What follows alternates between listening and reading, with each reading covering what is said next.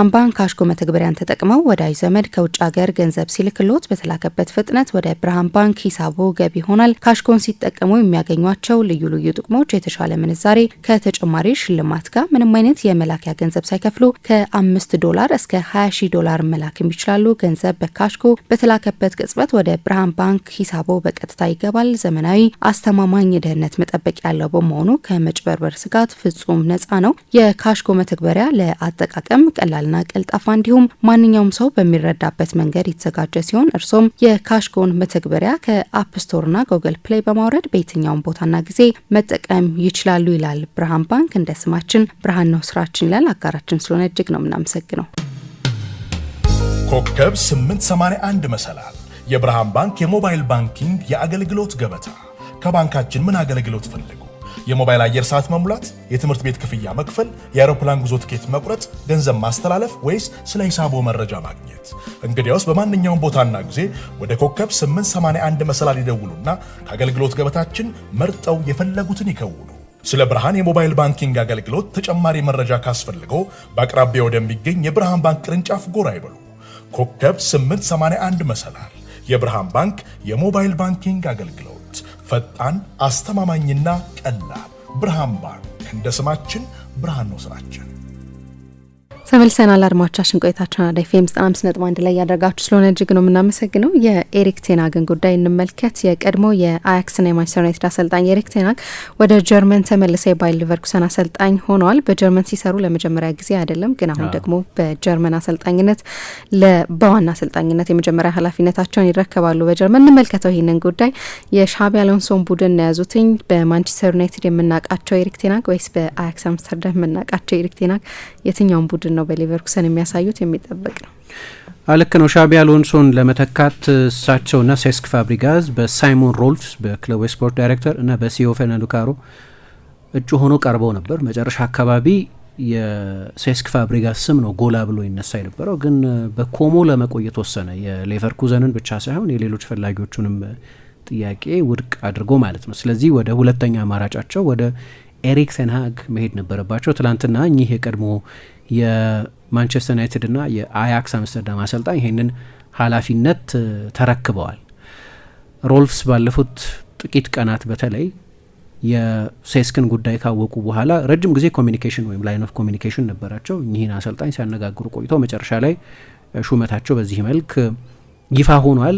ጀርመናዊ ባህሪ ያላቸው ቴን ሃግ ኃይለኛ የዲስፕሊን ሰው ናቸው እና ደግሞ ሃክስበርኸን የሚባል አካባቢ ነው የተወለዱት። ለጀርመን ድንበር በጣም ቅርብ ነው እና የሁለቱም ቅይጥ ባህል ያላቸው ናቸው፣ የጀርመን እና ደግሞ የሆላንድ። እና ምሳ እንዳነሳሹ ደግሞ ከዚህ በፊት በባየር ሚኒክ የወጣት ቡድኑ አሰልጣኝ ሆነው በሶስተኛ ዲቪዚዮን ይወዳደር የነበረውን ቡድን አሰልጥነዋል። ስለዚህ በጀርመን የመስራት ታሪክ አላቸው፣ ምንም እንኳ በዋናው ሊግ ባይሆንም። ከቡንደስሊጋ ክለቦች ጋር ስማቸውም እንደዚሁ ሲነሳ ለመጀመሪያ ጊዜ አልነበረም። ከዚህ በፊት የቦሩሲያ ዶርትሙንድ፣ የባየር ሚኒክ ወደ ማንቸስተር ዩናይትድ ከመምጣታቸው በፊት በእነዚህ አይነት ክለቦችም ይፈለጉ የነበሩ ናቸው። የሚኒክም ሰው ደግሞ ስለነበሩ። ግን እሱ ብቻ አይደለም። የአያክስ አሰልጣኝ ከመሆናቸው በፊት ወይ የጎ ኤሄድ ኤግልስ ወይም የዩትሬክት ወይ አንደኛው ቡድን አሰልጣኝ በነበሩበት ጊዜ በሉተር ማቲያስ አማካኝነት የጀርመን ወጣት ቡድን አሰልጣኝ እንዲሆኑም ጭምር ይፈለግ ነበር። ስለዚህ ለረጅም ጊዜ በጀርመኖች ሲፈለጉ የቆዩ ናቸው እና ትላንት ጋዜጣዊ መግለጫቸውን እያየሁት ነበር፣ የእሳቸውን የአሎንሶ ነው እና የአያክስ ቆይታቸውን በተመለከተ ስለ ጀርመን እግር ኳስ የሚያስቡት እንዴት እንደሆነ ምን ሲናገሩ ተፍታተው ነበር የሚናገሩት፣ ዘና ብለው ነበር የሚናገሩት። በኋላ ድንገት ግን እኮ በማንቸስተር ዩናይትድ እያሉ መጠየቅ ጀመሩ ጋዜጠኞች እና ያኔ አጫጭር መልስ መስጠት ሞኖሲለቢክ የአንድ ቃል መልስ መስጠት በቃ ጥሩ ኤክስፒሪየንስ ነበር አሉ እና ብዙም በዝርዝር የመናገር ፍላጎት አልነበራቸውም። አሁን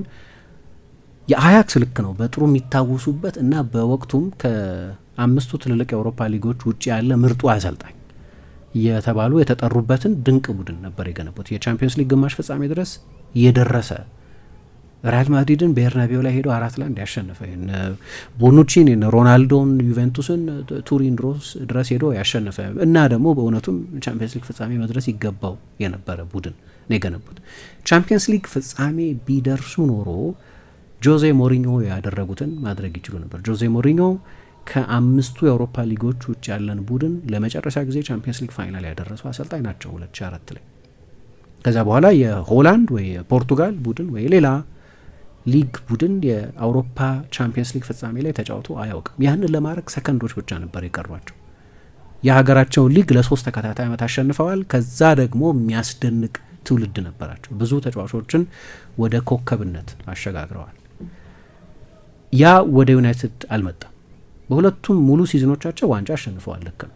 ኤፍኤ ካፕ አሸንፈዋል፣ ሊግ ካፕ አሸንፈዋል። የመጀመሪያው ውድድር ዘመናቸው ከሞላ ጎደል ጥሩ ሲዝን ነበር። 3ኛ ሆኖ ነበር የጨረሱት። ስለዚህ ቻምፒየንስ ሊግ ተሳትፏል። ዩናይትድ በጣም ኦርጋናይዝድ ቡድን ነበር ከአጀማመራቸው መክፋት በስተቀር የመጀመሪያዎቹ 2 ጨዋታዎች ተሸንፈው ከመጀመራቸው በስተቀር። ከዛ በኋላ ያለው ጊዜ ግን ዲዛስተር ነው።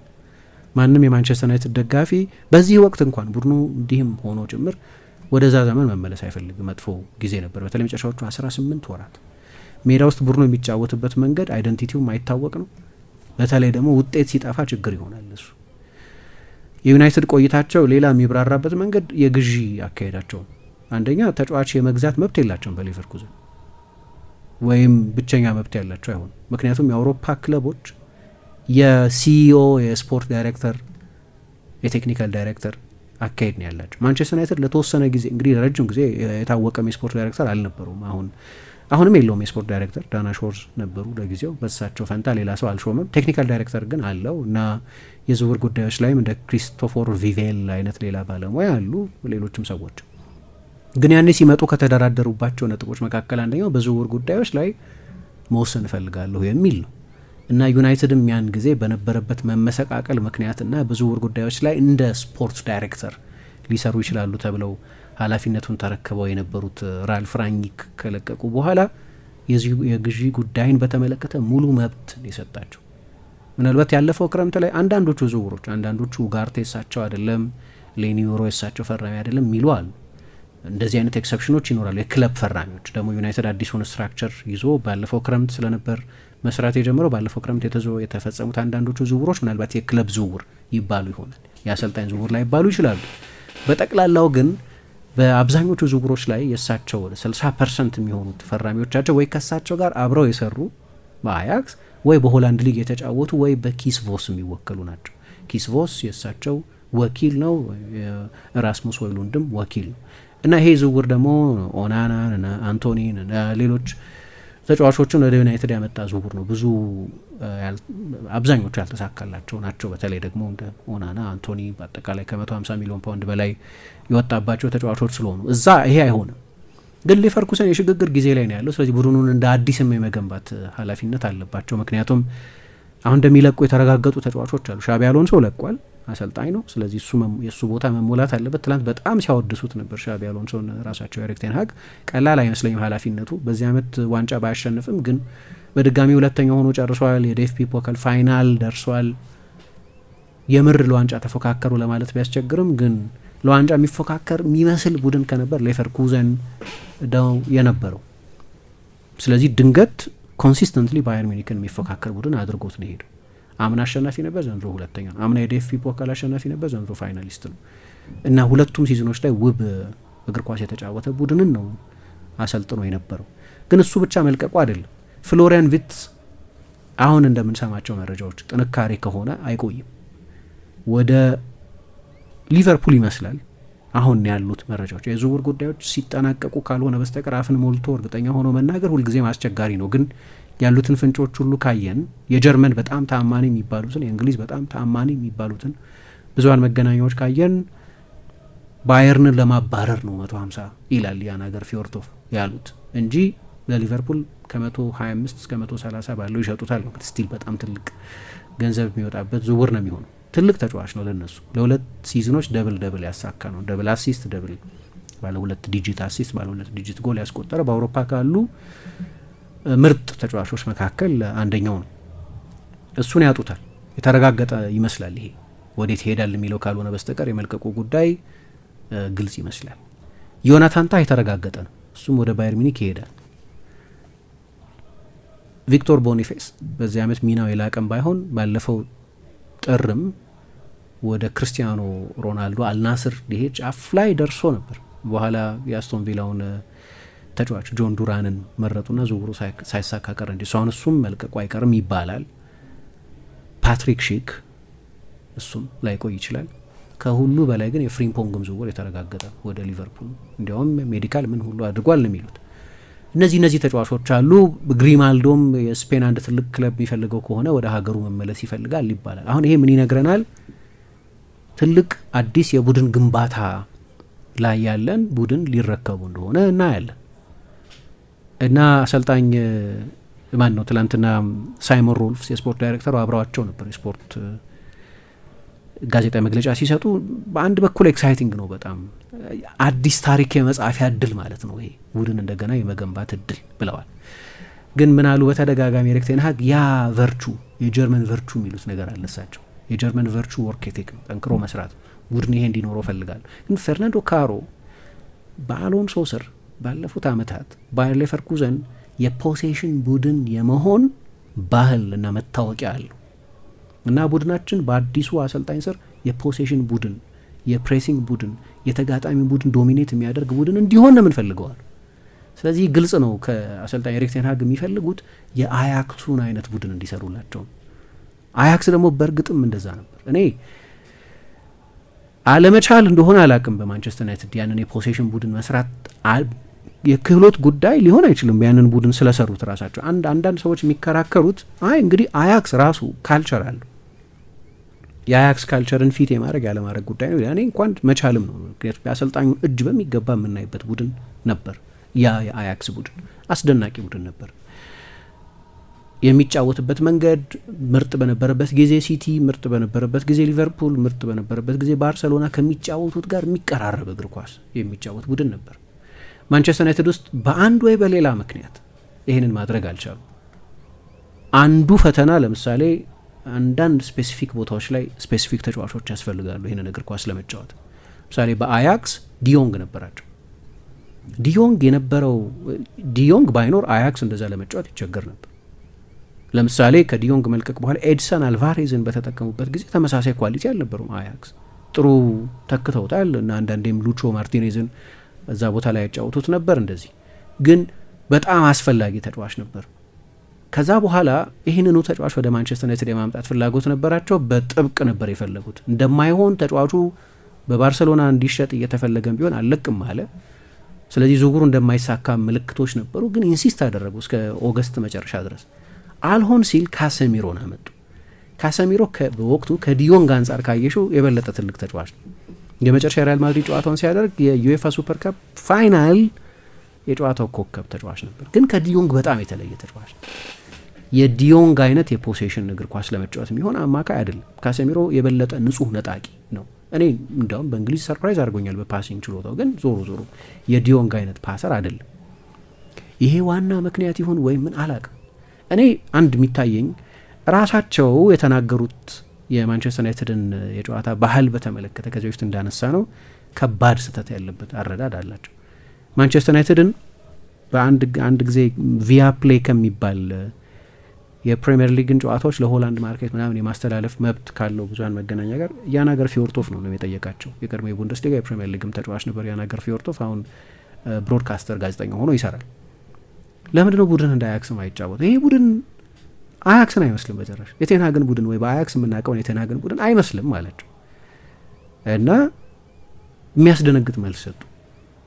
ሁላችንም እንጠብቅ የነበረው ማንቸስተር ዩናይትድ በመጨረሻ የሚታወቅ ስታይል ያለው ቡድን መስራት የሚችል አሰልጣኝ አመጣ። ምክንያቱም ሶልሻ የበለጠ የክለቡ ሌጀንድ በመሆን የተቀጠረ ነው። ሞሪኞ ሜቢ ለጓርዲዮላ ሲቲ አሰልጣኝነት ሹመት የተሰጠ ካውንተር አታክ ነው።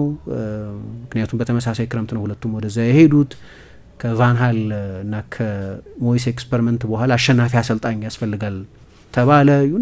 ረጅም ጊዜ ማንቸስተር ዩናይትድ ሞሪኞን መቅጠርን በተመለከተ ሪዘርቬሽን ነበረው እንደሚታወቀው ረጅም ጊዜ። አንድ ጊዜ ሁሉ በጣም ቅር ተሰኝቶ ነበር። በተለይ ደግሞ ቦቢ ቻርልተን ለማንቸስተር ዩናይትድ ክላሲ ኢሜጅ የሞሪኞ ከፕሬስ ጋር ያላቸው የፕሬስ ኮሜዲ ለእንደዚህ አይነት ካልቸር አይሆኑም፣ ከማንቸስተር ዩናይትድ ጋር የሚስማማ ባህል የላቸው ወይም ሚዲያ አፕሮች የላቸው እና የሚል ረጅም ጊዜ ሪዘርቬሽን ነበር እንጂ ዩናይትድን ማሰልጣን ረጅም ጊዜ ይፈልጉ ነበር ሞሪኞ። ግን ሞሪኞ ደግሞ የሞሪኞ ቡድኖች ስታይል ተብሎ የሚታወቅ አሸናፊ አሰልጣኝ ናቸው እንጂ የሞሪኞ ቡድኖች ለምሳሌ እንደ ፔፕ ወይ እንደ ሌሎች አሰልጣኞች እንደ ክሎፕ አይነት አሰልጣኝ አይደሉም። ሌላ አይነት መንገድ ያላቸው አሰልጣኝ ናቸው። ስለዚህ ዩናይትድ ረጅም ጊዜ በእንደዚህ አይነት ሹመቶች ላይ ነበር የቆየው። ክሎፕ ደግሞ ማነው ሞይስ ዘ ቹዝን ዋን በአሰልጣኝ ሰር አሌክስ ፈርጉሰን የተመረጡት ተብለው የአሰልጣኙ ሃንድ ፒክ ናቸው። እነዚህን ሁሉ ሞከረና ወደ ቴንሃግ ሲመጣ የሁሉም ሰው ግምት የነበረው ይሰራሉ ወይ ጊዜ ይፈተዋል፣ ግን ቢያንስ በዛ ፍልስፍና ለመጫወት ይሞክራሉ የሚል ግምት ነው ነበር። ከዛ እዛ የቪያፕሌ ቃለ ምልልስ ላይ ለእኔም በወቅቱ እንዲሁም ትዊት አድርጌዋለሁ አስታውሳለሁ። ኔቨር አሉ አልጫወትም እንደ አያክስ ብለው ተናገሩ። ምክንያቱም ያንተ ዩር ፕሌየር ማቴሪያል ያሉ የተጫዋቾች አይነት የምትጫወትበትን የእግር ኳስ መንገድ ይወስኑታል። ይሄ በማንቸስተር ዩናይትድ የለኝም። ስለዚህ እዚህ የምንጫወተው በአያክስ መንገድ አይደለም። አንድ ሁለተኛ የማንቸስተር ዩናይትድን ባህል አነሱ። የማንቸስተር ዩናይትድን ባህል የቡድኑ ካራክተሪስቲክስ ወይም የማንቸስተር ዩናይትድ ዲኤንኤ ከአያክስ ይለያል። ማንቸስተር ዩናይትድ እንደ አያክስ አይነት ዶሚናንት እግር ኳስ አይደለም የሚጫወተው። የክንፍ አጫወትና ፍጥነት፣ ትራንዚሽን፣ ካውንተር አታክ ምናምን ነው። ስለማን ቡድን ነው የሚሉት? ምክንያቱም ይሄ ከባድ ስህተት ነው። አሌክስ ፈርጉሰን 6 የተለያየ ቡድን ገንብተዋል። እኔ የአሌክስ ፈርጉሰን ቡድን እንደዚህ ነው ብዬ በአእምሮ የማስበው አንድ ቡድን የለም። ምክንያቱም ቡድኖቹ በጣም የተለያዩ ናቸው። ፈርጉሰንንም ዩኒክ አሰልጣኝ የሚያደርጋቸው እነዚህን 6 ቡድኖች በ6 ወይ በ5 የተለያየ ባህሪ መገንባት መቻላቸው። ሁሉንም ቡድኖች ካየሽ 2 ቻምፒየንስ ሊግ አሸንፈዋል። ለምሳሌ እንደ 2 ዋና እንትሎች ልጥቀሳቸው 99ና 2008 ሁለቱ በጣም የተለያዩ ቡድኖች ናቸው። 98 ነበር 4-4-2 ነው። 2 ክላሲክ የክንፍ ተጫዋቾች አሉት። 2 አጥቂዎች ይጠቀማል። 2 አማካዮች አሉት።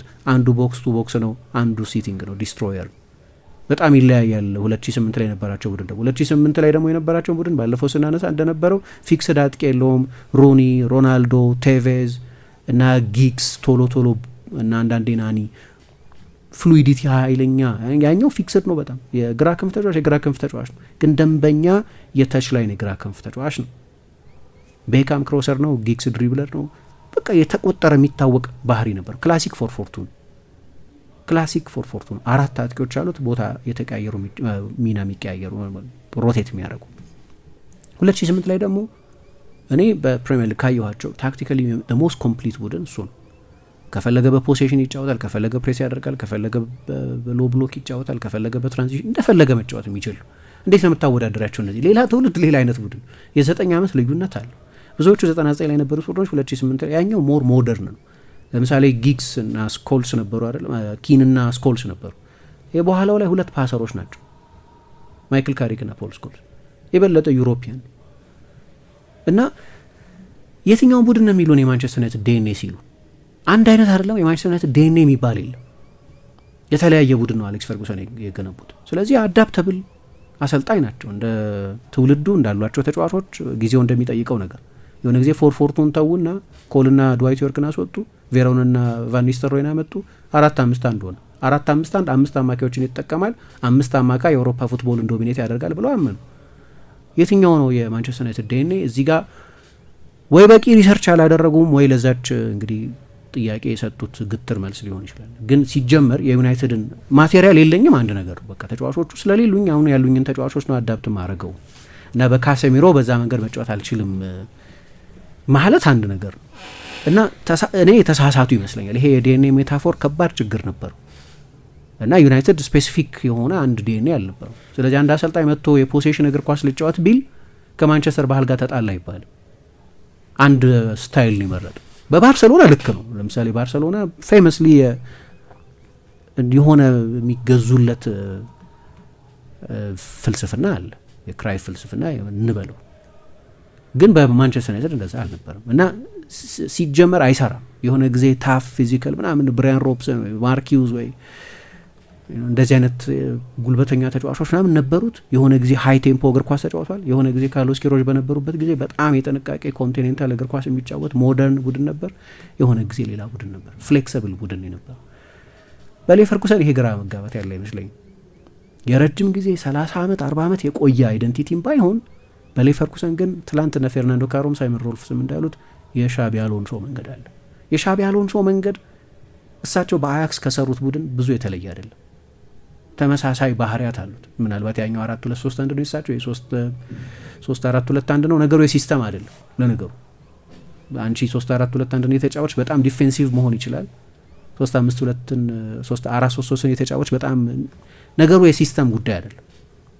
አንዳንድ ጊዜ ሲስተም ላይ ያለ የበዛ መጣበቅ አለ። የአፕሮች ጉዳይ ነው ነገሩ እንጂ አሁን በቃ በወረቀት ላይ ስታያቸው 5 ባርሴሎና ቢልድ ሲያደርግ እኮ ብዙ ጊዜ 3-4-3 ነው። ባርሴሎና ዲፌንሲቭ ቡድን ሆኖ አያውቅም በታሪክ ባለፈው ቢያንስ ባለፈው 30-35 ነው። ጉዳዩ የሲስተም የሆነ የተጫዋቾች ቦታ አይደለም፣ ቲሹ ስፔስ ማለት ነው እሱ። ስለዚህ እኔ ብዙ ልዩነት የሚያመጣ አይመስለኝም የእሳቸው 4-2-3-1 መምረጥ የአሎንሶ 3-4-2-1 መጫወት። ምክንያቱም አሎንሶ ራሱ ቢልድ ሲያደርግ 3-2-2-3 ነው እና ያን ያህል ትልቅ ልዩነት ያለው አይመስልም። ስለዚህ እንዴት ያደርጋሉ የሚለው በጣም ወሳኝ ነው እዛ። ምክንያቱም በአያክስ ያየነው ቡድን በየጨዋታው 3.8 ጎል ያስቆጠረ የነበረ ነው። ግን በዩናይትድ የገነቡት ቡድን በአመት ከ60 ጎል በላይ እንኳን አስቆጥሮ አያውቅም። 58 እና 57 ጎል ነው በአንድ ሲዝን ያስቆጠረው። በብዙዎቹ ጨዋታዎች ላይ በተለይ በትልልቆቹ ጨዋታዎች ላይ በቃ በሎ ብሎክ የሚከላከል በካውንተር አታክ የሚያጠቃ በጣም ዲፌንሲቭ ቡድን ለመስራት ነበር የሞከሩት በተለይ በትልልቅ ጨዋታዎች ላይ። አያክስ ግን ቤርናቤው ላይ ሄዶ ዶሚኔት ሊያደርግ ይሞክር የነበረ ነው። ወይ ቶተናም ሜዳ ላይ ሄዶ የፖቼቲኖን ቶተናም መጨረሻ ላይ ተሸንፈዋል፣ ግን 1-0 ነበር ያሸነፈው በዶኒ ቫን ደ ቢክ ጎል አማካይነት። ስለዚህ እያንዳንዱ ፓስ የጎል እድል ስፔስ ለመፍጠር የሚደረግ ክንፉን ብዙ የሚጠቀም ግን ብዙ የደች ሀሳቦች አሉት ነው። አሎንሶንም ካየሹ እንደ ኮች ልክ ነው። አሎንሶን ደች ነው አልለውም እንደ አሰልጣኝ፣ ደችና ስፔን የተቀላቀለ ስለሆነ ብዙ የስፔን እግር ኳስ ውስጥ ያሉት ኢንፍሉዌንሶች የደች ኢንፍሉዌንሶች ስለሆኑ፣ ግን የአሎንሶን ቡድን ስታይ ብዙ የጓርዲዮላ ኤሌመንቶችም ይታዩበታል። ጓርዲዮላ ደግሞ የደች ደቀ መዝሙር ነው ማለት ትችላለች፣ ምክንያቱም ክራይፍ ደች ስለሆነ። ስለዚህ እሳቸው ሀብስበርኸን የሚባለው አካባቢ መወለዳቸው፣ በጀርመን ድንበር ማደጋቸው ያንን ዲሲፕሊን ጀርመኖቹ የሚፈልጉትን ዲሲፕሊን ቡድናቸው ላይ እንዲያሰርጹ ያደርጋቸዋል። ግን በአያክስ ሲጫወቱት የነበረው ቡድን በቃ በጣም ተመሳሳይ የጓርዲዮላ አይነት መንገድ በሆነ መንገድ የአሎንሶ አይነት ቡድን ነው። አሎንሶና ጓርዲዮላ አንድ አይነት አይደሉም፣ ግን የሚያመሳስሏቸው ብዙ ባህሪያት ስላሉ። ግን እዛ ብቻ አይደለም። በጎ ኤሄዴ ግልስ ለ17 ዓመት ዋንጫ ሲያሸንፍ የቆየ ቡድን ዋንጫ እንዲያሸንፍ አድርገዋል። ኦትሬክትን አሰልጥነው እንደዚሁ በጣም ኤክስፓንሲቭ እግር ኳስ ነበር የተጫወቱት። በዩናይትድ ነው ይህንን ያላደረጉት። አሁን ትልቁ ጥያቄ በሊግ በመጨረሻው ሲዝን 119 ጎል ያስቆጠረ በትንሽ በጀት የተሰራ ድንቅ ቡድን ማታያስ ደሊት፣ ፍራንኪ ዲዮን፣ ካኪም ዚየሽ፣ ዶኒ ቫን ደ ቢክ፣ ዴቪድ ኔሬሽ ወይ ሌሎች ተጫዋቾች ያሉትን አይነት ያንን አያክስ ቡድን ደግሞ ልምድ ያላቸውን እነ ዱሻን ታዲች፣ ዳሊ ብሊንድ፣ ራያን ራፈንበርግ ያሉትን አይነት ቡድን ነው የሚገነቡት ወይ በማንቸስተር ዩናይትድ እንዲህ ነው የሚጫወተው ተብሎ በትውስታችን ውስጥ ጭምር እንዳይቀመጥ የሆነ ቡድን ነው የሚገነቡት የሚለው በጣም ወሳኝ ነው። ግን ትራንዚሽን ስላለ ለእሳቸው ስራ ቀላል አይደለም። በዛ ላይ ሚኒክ ነው። ስለዚህ ምን አይነት ቡድን እንደሚገነቡ እናያለን። ለእኔ በጣም ያጓጓኛል የእሳቸው ቡድን እንዴት እንደሚሆን። በቀጣይ ውድድር ዓመት በባየር ሌቨርኩሰን የሚሰሩት ቡድን ይጠበቃል። ብርሃን ባንክ ካሽጎ መተግበሪያን ተጠቅመው ወዳጅ ዘመድ ከውጭ ሀገር ገንዘብ ሲልክሎት በተላከበት ፍጥነት ወደ ብርሃን ባንክ ሂሳቦ ገቢ ይሆናል። ካሽጎን ሲጠቀሙ የሚያገኟቸው ልዩ ልዩ ጥቅሞች የተሻለ ምንዛሬ ከተጨማሪ ሽልማት ጋር ምንም አይነት የመላኪያ ገንዘብ ሳይከፍሉ $5 እስከ $20,000 መላክም ይችላሉ። ገንዘብ በካሽጎ በተላከበት ቅጽበት ወደ ብርሃን ባንክ ሂሳቦ በቀጥታ ይገባል። ዘመናዊ፣ አስተማማኝ የደህንነት መጠበቂያ ያለው በመሆኑ ከመጭበርበር ስጋት ፍጹም ነፃ ነው። የካሽጎ መተግበሪያ ለአጠቃቀም ቀላልና ቀልጣፋ እንዲሁም ማንኛውም ሰው በሚረዳበት መንገድ የተዘጋጀ ሲሆን እርሶም የካሽጎን መተግበሪያ ከአፕ ስቶርና ጉግል ፕሌይ በማውረድ በየትኛውም ቦታና ጊዜ መጠቀም ይችላሉ ይላል ብርሃን ባንክ። እንደ ስማችን ብርሃን ነው ስራችን ይላል። አጋራችን ስለሆነ እጅግ ነው የምናመሰግነው። ኮከብ 881 መሰላል የብርሃን ባንክ የሞባይል ባንኪንግ የአገልግሎት ገበታ። ከባንካችን ምን አገልግሎት ፈልጉ? የሞባይል አየር ሰዓት መሙላት፣ የትምህርት ቤት ክፍያ መክፈል፣ የአውሮፕላን ጉዞ ትኬት መቁረጥ፣ ገንዘብ ማስተላለፍ ወይስ ስለ ሂሳቦ መረጃ ማግኘት? እንግዲያውስ በማንኛውም ቦታና ጊዜ ወደ ኮከብ 881 መሰላል ይደውሉና ከአገልግሎት ገበታችን መርጠው የፈለጉትን ይከውኑ። ስለ ብርሃን የሞባይል ባንኪንግ አገልግሎት ተጨማሪ መረጃ ካስፈልገው በአቅራቢያው ወደሚገኝ የብርሃን ባንክ ቅርንጫፍ ጎራ ይበሉ። ኮከብ 881 መሰላል የብርሃን ባንክ የሞባይል ባንኪንግ አገልግሎት ፈጣን፣ አስተማማኝና ቀላል። ብርሃን ባንክ እንደ ስማችን ብርሃን ነው ስራችን።